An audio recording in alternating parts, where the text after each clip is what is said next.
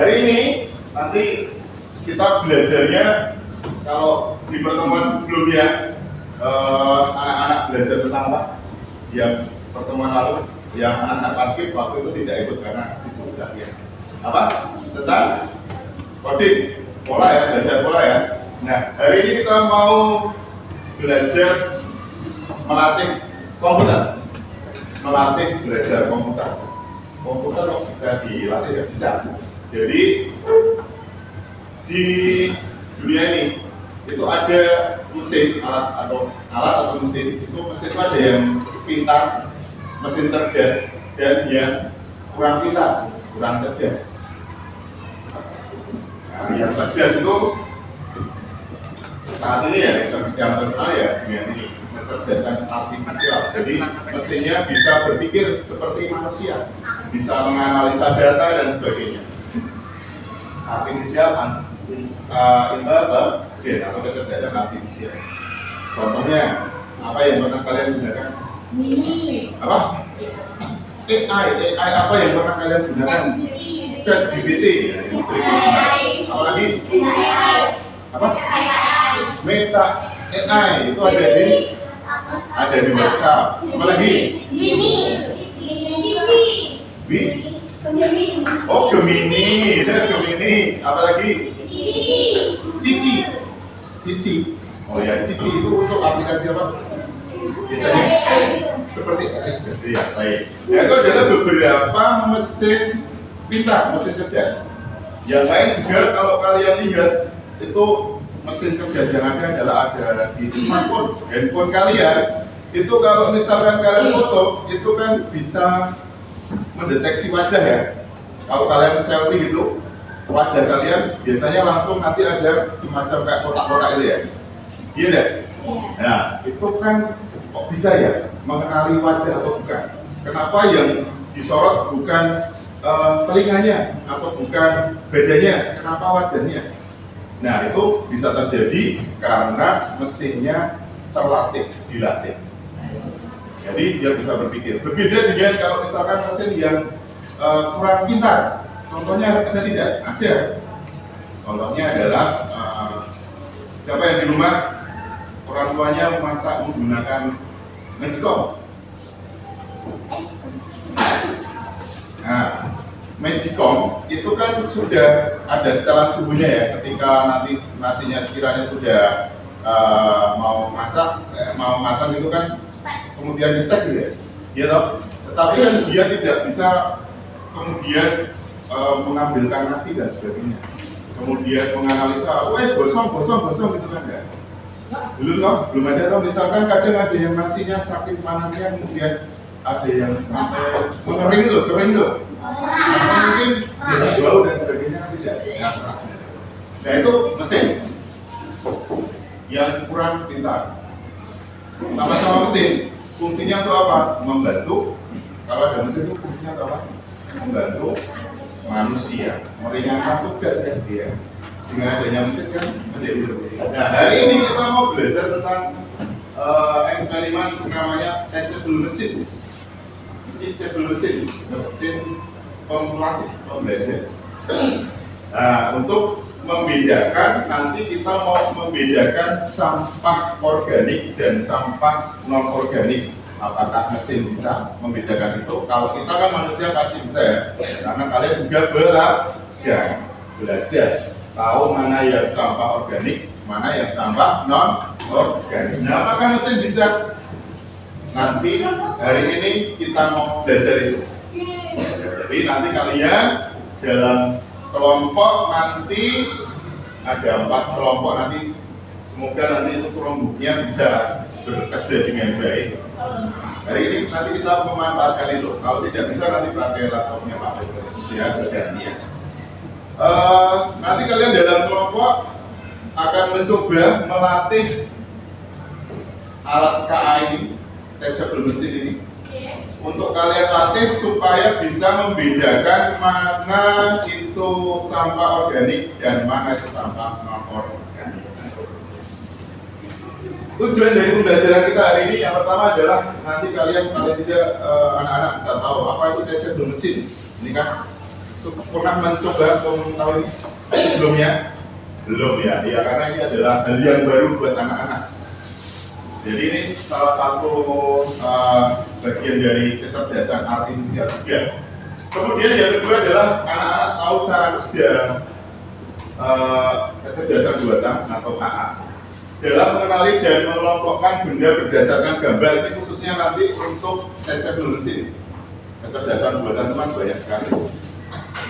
Kemudian yang ketiga nanti anak-anak diharapkan mampu melatih kecerdasan artifisial khususnya teachable mesin supaya bisa membedakan sampah organik dan sampah non organik. Nah, pembelajaran kita hari ini adalah itu. Jadi kita mau bekerja bersama, kemudian nanti melatih mesin dan sebagainya. Oke, pertama, nah ini, anak-anak sudah belajar sampah loh? Sudah, mulai kelas berapa? Kelas 3, kelas 4 ketika belajar lingkungan kan sudah belajar.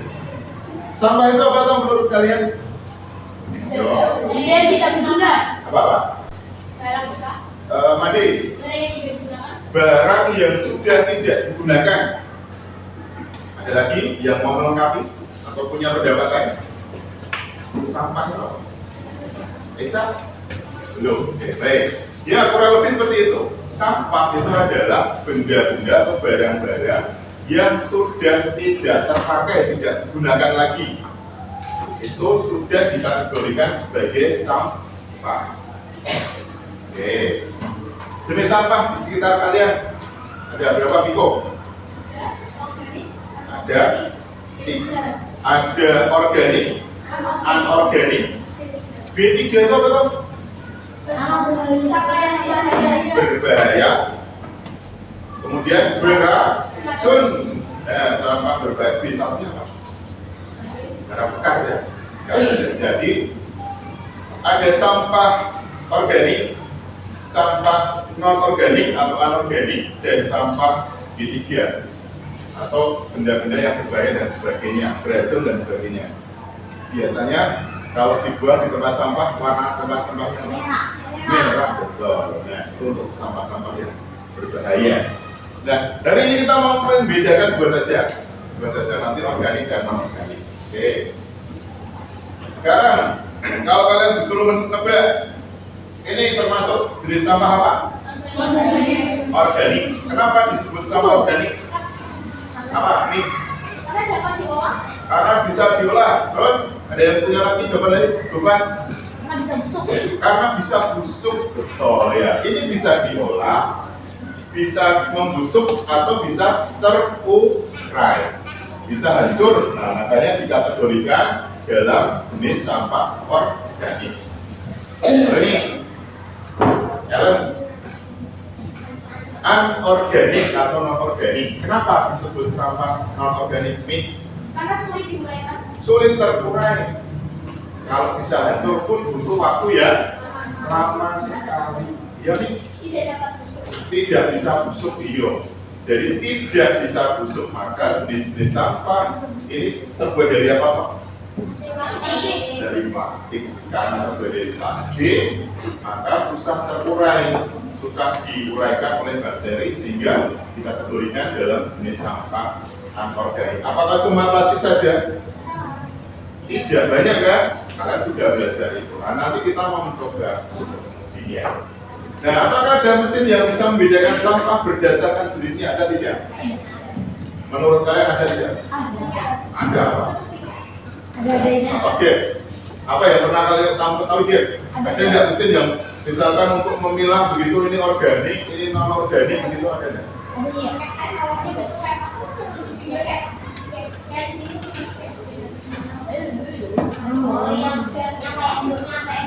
Kayak apa? Kayak apa nih? Semuanya kayak ATM, tapi itu bisa kok naruhin botol minum bekas itu nanti bisa dapetin uang juga. Oh iya. Itu. Oh iya, ada itu ya. Di mana? Di negara mana? Di negara Belanda ya. Di negara-negara maju itu negara-negara yang sudah menerapkan tadi kecerdasan artifisial. Jadi mesin itu memanfaatkan kecerdasan artifisial untuk bisa memilah sampah. Hebat toh? Nah, jadi ilmu pengetahuan digunakan atau dimanfaatkan untuk membantu kerja manusia. Oke. Hari ini kita mau belajar teachable mesin. Apa itu teachable mesin? Teachable mesin ini adalah alat yang berbasis website, yang mengembangkan siapa? Google. Jadi dikembangkan oleh Google, yang memungkinkan pengguna atau pemakai membuat model pembelajaran mesin atau mesin learning dengan mudah. Jadi nanti kalian belajar ini sangat mudah sekali sebenarnya. Cukup kalian perhatikan langkah-langkahnya, nanti kalian bisa menulis. Nah, alat ini memungkinkan pengguna untuk melatih komputer. Jadi kita bisa melatih komputer. Iya. Oh iya. Panggilan untuk Devon dan Samuel ketemu Bu Endang dulu. Ya susulan mungkin. Terima kasih. Baik, saya lanjutkan. Nah, alat ini memungkinkan pengguna itu melatih komputer supaya bisa mengenali berbagai hal seperti gambar. Jadi dengan teachable mesin kalian nanti bisa melatih, alat ini bisa mengenali gambar, bisa membedakan. Kemudian suara juga bisa. Dan satu lagi adalah gerakan. Kamu gerak ini nanti sudah ada titik-titik. Nah, oke. Coba kita lihat dulu ya. Kita lihat dulu di YouTube tentang alat ini.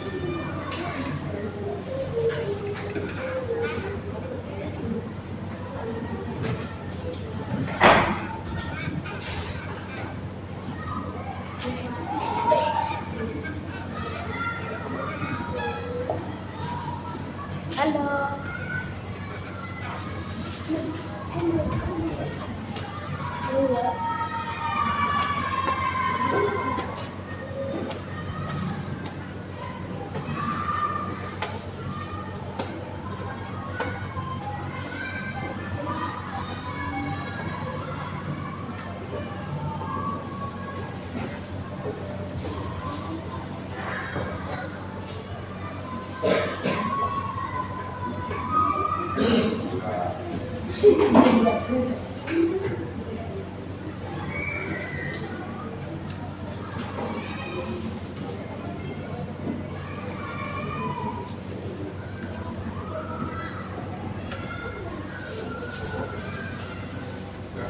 Bentar ya. Ruangannya tidak.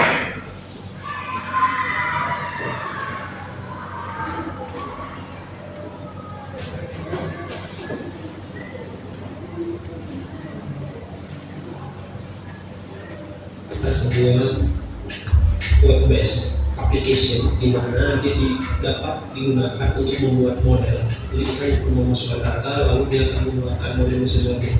Jadi jadi sebelum ini dibuat oleh Google supaya kita lebih easy to create machine learning models. Untuk aksesnya teman-teman tinggal ke teachable-machine.google.com. Nanti teman-teman akan masuk ke halaman ambilan awal teachable mesin seperti ini. Nah, jadi kalau teman-teman lihat di sini, fast easy way to create machine learning models. Jadi bisa digunakan untuk aplikasi dan banyak lain. Nah, ini contohnya bisa pakai TensorFlow, bisa pakai JS, Arduino dan lain sebagainya untuk aplikasi.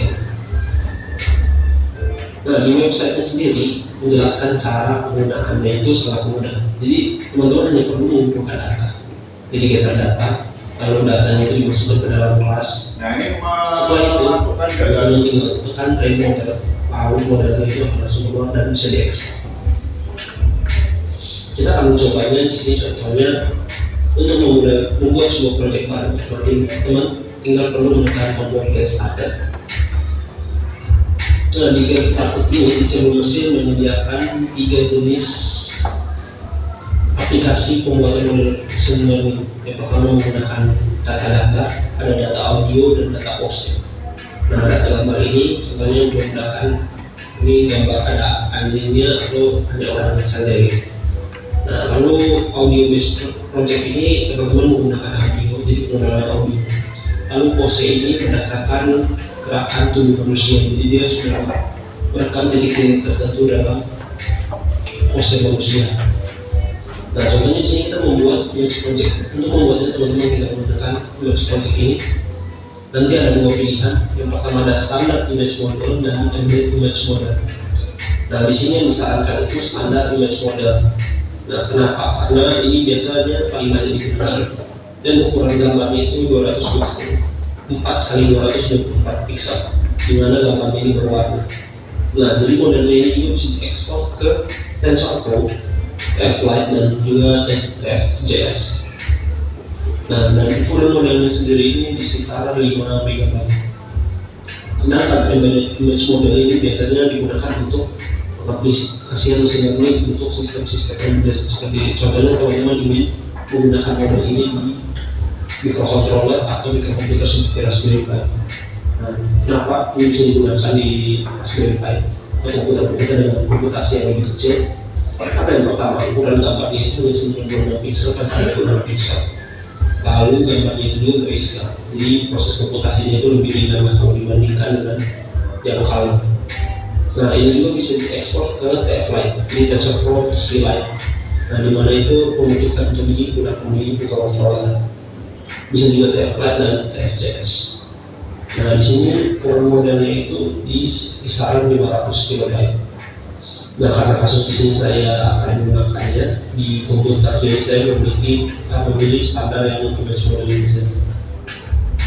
Setelah masuk nanti teman-teman akan ada di menu seperti ini. Memasukkan data. Nah, di bagian sini ada navigation barunya. Di sini bisa buat project baru, terus open project dari Google Drive kita contohnya. Lalu project from file, project as file dan sebagainya.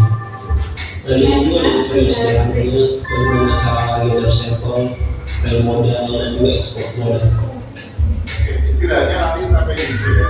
Nanti Nah, di bagian sini ada ini pakai kelas. Jadi sebenarnya kita ingin menggunakan anjing dan kucing. Kita tinggal perlu masukin kelasnya saja di sini anjing. Nah, nanti kita tinggal upload datanya. Teman-teman bisa menggunakan webcam. Di sini nanti mau kita coba bisa menggunakan webcam untuk mengumpulkan data secara real time atau menggunakan upload di mana kita bisa mengunduhnya dari Google Drive dan juga file lokal di komputer kita. Kelasnya ini kita bisa menggunakan unsur kucing. Seperti itu terus ya, apa yang sudah ada kelas itu nanti gambar sekarang anjing kita masukkan sini, kucing kita masukkan sini, ayam dimasukkan ke sini. Setelah semua data sudah terkumpul, tadi langkah-langkahnya itu pertama gather samples. Nah, di bagian ini itu gather samples-nya. Langkah kedua yang akan dilakukan adalah kita akan train model kita. dilatih dulu mesinnya. Tombol ini berubah warna biru. Teman-teman tinggal tekan train model, langsung model ini bisa dibuat atau dilatih oleh disable mesin ini. Di sini juga ada pengaturan tambahan seperti epoch, di mana ini berapa sampel yang harus kita latih per siklusnya. Lalu ada juga batch size dan learning rate, semakin besar learning rate-nya itu semakin stabil atau enggak, itu teman-teman bisa lihat di sini. Nah, kalau ini nanti teman-teman bisa berubah untuk mengatur tingkat akurasi dan presisi dari model yang kita buat. Nah, nanti setelah model training, hasilnya itu ada di sini. Jadi kita bisa ekspor modelnya. Ini saja, nanti prakteknya Mbak Petrus bantu dengan praktek contoh. Ya. Kita juga bisa menggunakan. Paling tidak karena sudah tahu disable mesin itu mesinnya seperti itu dari Google tadi. Nah, langsung gini aja. Kita uji coba aja ya. Kita uji coba. Saya akan mempraktekkan, nanti dipraktekkan juga di anak-anak dalam kelompok. Saya akan mencoba menguji disable mesin ini apakah bisa membedakan antara manusia dengan saya bawa ini. Boneka. Saya bawa boneka. Jadi nanti kita akan menguji apakah mesin itu bisa membedakan manusia dengan benda atau tidak, atau Sekarang kita coba ya, prinsip mesin. Iya, ini sebuah mesin. Ya, prinsip mesin. Gini. Tadi kan gambarannya seperti ini ya. Jadi nanti kalau kalian kerja dalam kelompok, nah di sini kalau kalian perhatikan ini untuk menguji tadi ada bisa gambar, kemudian suara juga gerakan manusia ya. Nah kalau kalian membandingkannya dua benda, maka di sini nanti ada gambaran seperti ini. Ada misalkan di sini benda dan sebagainya. Kita langsung saja nanti kalian get started. Nah kemudian kalian pilih nanti karena kita mau mengujinya adalah gambar, maka yang dipilih adalah image. Kalau kalian mau menguji suara ya audio project. Kalau mau menguji gerakan ya post project. Tadi kan disampaikan seperti itu. Kita mau menguji ini nanti. Gunakan yang standar image yang resolusinya lebih tinggi dan berwarna juga. Nah ini kita mau memasukkan data dulu. Mesin itu bisa bekerja, itu prosesnya ada 3 tahap. Yang pertama ada data atau input dulu. Kalau kalian input datanya itu sesuai, maka nanti ketika kamu melatih si mesin itu, maka outputnya nanti hasil keluarannya pun bisa tepat mesinnya. Tetapi kalau data yang kalian masukkan itu salah, maka si mesin bagaimana? Akan salah juga hasilnya nanti. Apakah kalian ketika menggunakan ChatGPT itu selalu 100% itu benar?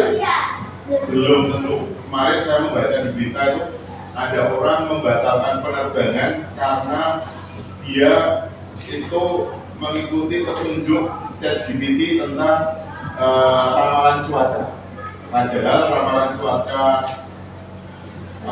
ChatGPT itu tidak baik untuk melakukan penerbangan, tetapi sesuai dengan perkiraan cuaca sebenarnya itu sebenarnya bisa layak untuk penerbangan. Artinya tidak jadi terbang, padahal cuacanya baik-baik saja. Jadi tidak semua mesin AI itu 100% bisa dipercaya. Jadi walaupun dia cerdas, tetapi proses berpikirnya itu berbeda dengan manusia. Nah ini yang masih menjadi perdebatan. Apakah benar nanti bisa menyerupai manusia? Bisa, sepertinya tidak. Kalau manusia itu kan berpikir tidak hanya berpikir secara kognitif saja, kadang juga ketika berpikir menggunakan hati dan perasaan. Kalau mesin tidak, kalau misalkan salah, dia salah. Nah itu mesin. Gitu. Nah, saya akan mencoba. Ini nanti kalian silakan untuk langkahnya, untuk inputnya, data inputnya. Nanti saya akan menggunakan 2 objek. Yang pertama adalah boneka. Kemudian yang kedua nanti wajah kalian. Nah, wajah kalian nanti saya minta 1, 2, 3 anak untuk berpose berfoto. Oke, ini saya bedakan dulu. Ini saya beri nama boneka. Ada balabu kan, tidak punya balabu. Saya kemudian nanti ini saya gunakan webcam saja supaya langsung real time ya, saya foto. Nah ini boneka. Saya sebaiknya data yang kamu ambil nanti ambil dari beberapa sudut ya. Nah misalkan begini, kemudian kamu di sini hold untuk record, ditahan untuk merekod. Jadi ada berapa gambar itu yang terfoto? Ada 5. Kemudian mungkin seperti ini. Nah, 1. Terus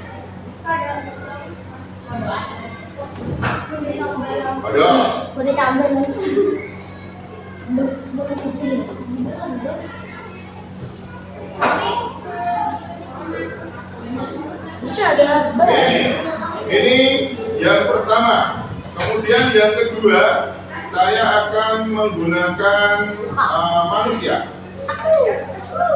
Oke. Sukarelawan, sukarilawati. Oke, Douglas. kemudian Miko, kemudian apa itu? Chelsea. Silakan ke depan, ini tak foto. Ini nanti tidak dilaporkan ke Pak Polisi. Tidak dilakukan. Wajahmu nanti biar kelihatan.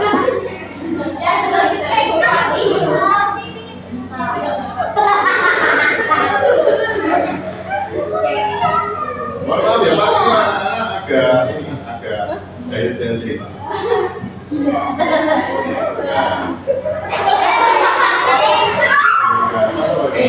ini ada sini. Nah, ini bukan tahanan ini.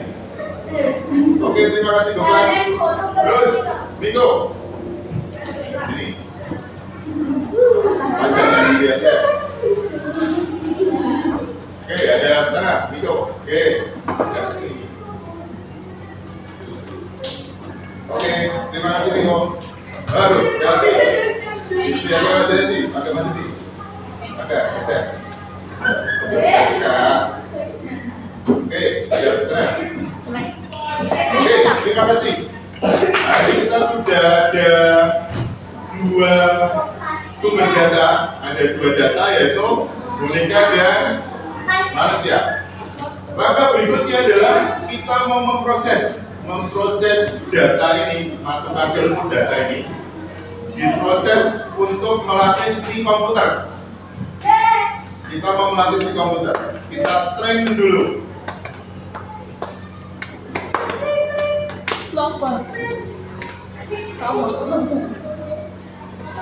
Wah, lama ini.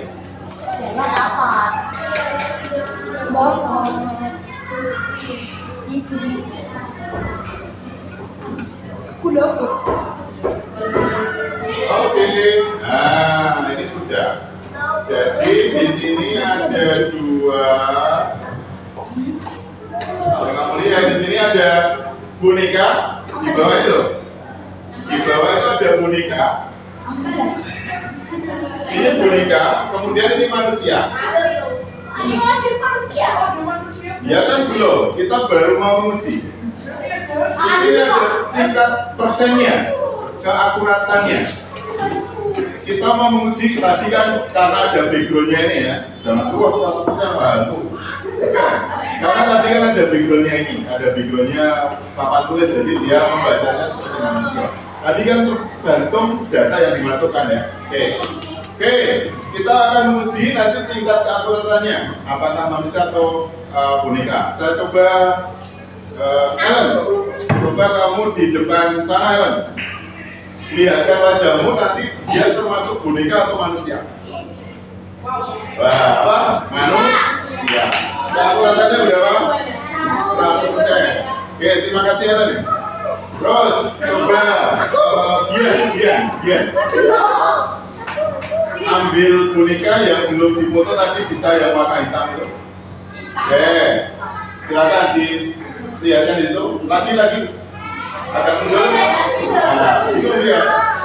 Agak diputar-putar. Ya. Di sini perbandingannya bonekanya itu lebih besar atau lebih kecil dari manusianya? Lebih besar. Jadi keakuratannya, wah ternyata ini memang boneka. Ambil. Terima kasih. Gian. Satu lagi. Coba. Nah, Deren itu termasuk manusia atau boneka? Dengan wajah ditunggu sama tahu nanti dikira boneka. Buat wajahnya boleh.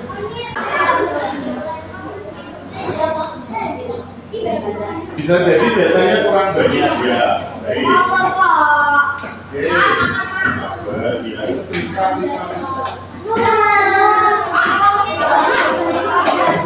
Baik. Baik, jadi kesimpulannya nih, coba dilihat.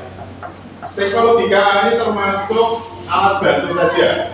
Alat bantu di mana kalian itu harus menggunakannya secara bijak. Jadi ketika menggunakannya itu harus bijak. Jadi belajar tentang apa? Cara, khususnya apa? Attitude. Bagaimana perasaanmu dalam apa sih? Seru banget ya bermain dengan komputer, seru ya. Nah, dari pembelajaran hari ini tentang traceable mesin tadi, melatih mesin. Itu mesin bisa saja juga ke link, perlu tidak 100% hasil kerja mesin itu selalu benar, maksudnya traceable mesin tadi. Yang menyebabkan apa? Yang menyebabkan bisa keliru karena datanya bisa jadi kurang atau datanya keliru, maka hasilnya juga keliru. Oke, jadi anak-anak harus bijak ketika menggunakan mesin, khususnya kecerdasan artifisial, supaya nanti bisa memilah ini bisa dipercaya atau tidak. Baik, saya cukupkan sekian dulu anak-anak. Terima kasih untuk pembelajaran hari ini.